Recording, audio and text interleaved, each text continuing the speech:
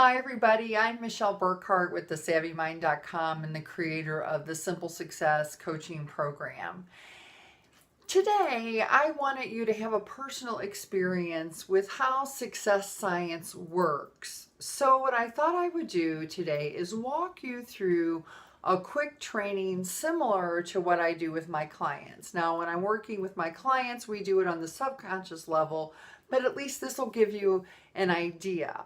So today what we're going to do is work on an exercise that will help you take some of the sting out of failure. And we're going to dissect how you can use success science to deal with failure so you'll feel as good as possible, even though you still aren't going to be happy with the outcome. I can't change the outcome, but I can change how you feel about the outcome.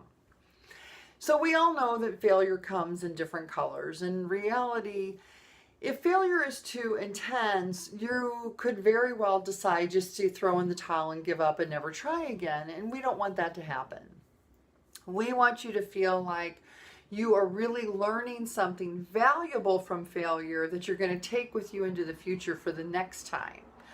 But failure and that fear of failure is really heavy stuff. And I get that. And that's really why I picked this topic.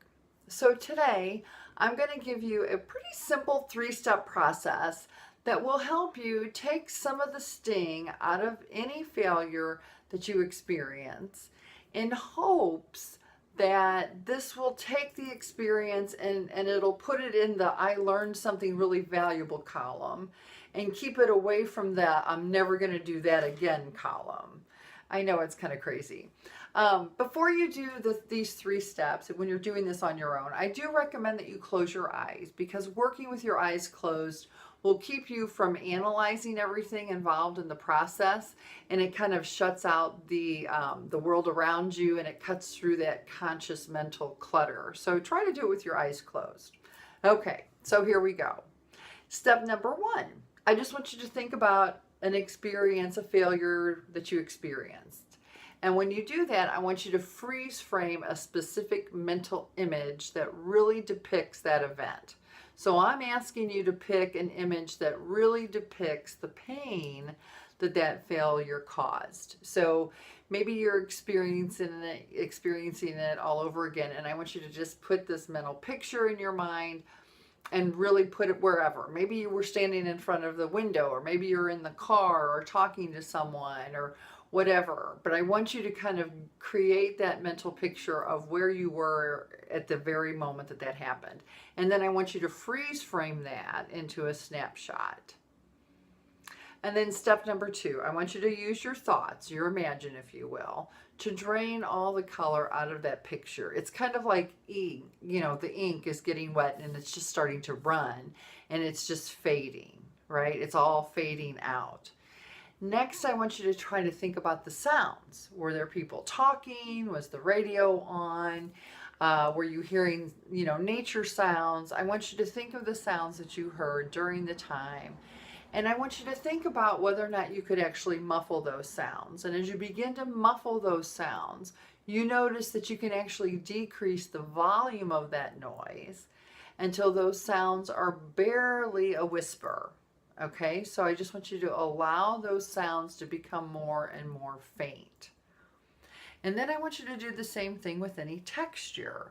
If you were touching something in your snapshot, imagine that your sense of touch is fading away, okay? And you are no longer able to identify the feel of it, the actual tactile feel of it. Now I want you to do a check, okay? I want you to take a look again at your snapshot. And I want you to see how closely it resembles your original freeze frame. Now, if it still looks pretty close, I want you to feel free to go through this process again and just fade everything out. Fade the colors, fade the sounds, fade the touch, the taste, whatever, right? Because the end result is a tattered old black and white sun-bleached photograph that you might have found discarded on the street. So there's no limit to the number of times that you can go through this and just keep fading it out until the only thing that remains is a shadow of the original. Okay, and that's the important part. The exciting aspect of this exercise is that as you fade out the sights and the sounds and the textures of this event, you also loosen up the emotional impact that the event has on you, because as the sights and sounds and touch fades, so does that emotional connection. So, and then the final step is step 3. And again, your eyes are still closed, okay? So now I want you to take this tattered piece of paper that has hardly just a shadow on it, and I want you to take it and I want you to place it on a shelf behind you, and then I want you to turn your back on it and I want you to walk away into your present day. Because you're creating more and more distance from that future event and the present day. And I want you to do that again as often as you need to make it feel real. So what you want to know about all this is that your subconscious mind cannot tell the difference between what's real and what's imagined. So it assumes that everything that is learned is real, and then it reacts accordingly, which is a good thing if we're controlling the learnings, right? And it also doesn't understand humor or sarcasm.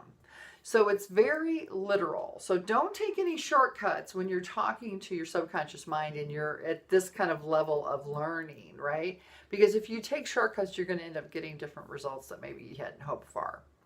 Okay, so that's it. Now, it actually probably took me longer to explain this exercise than it will take for you to do it. The entire process probably will only take you a couple of minutes. And feel free, again, like I said earlier, is to do it as often as you feel like you need to do it to really start fading it all out, right? Just keep running through it as often as you like. If you think for any stretch of a moment that your mental game might be costing you sales, but you're not sure, I want you to feel free to schedule a free consultation call with me. It's 15 minutes, there's no sales, and there's no coaching on it. What we really spend the time doing is analyzing your behaviors. Okay, we're simply going to find out if what you think is going on is actually really what's been holding you back. So I want you to feel free to get on my schedule. There's a link below. All you have to do is click the link and schedule a time that works for you. So as always, I appreciate your support. I hope you found this process helpful and this information useful. I wish you a savvy week. I will talk to you soon. If you have any comments, feel free to shoot me an email. I will talk to you later. Take care.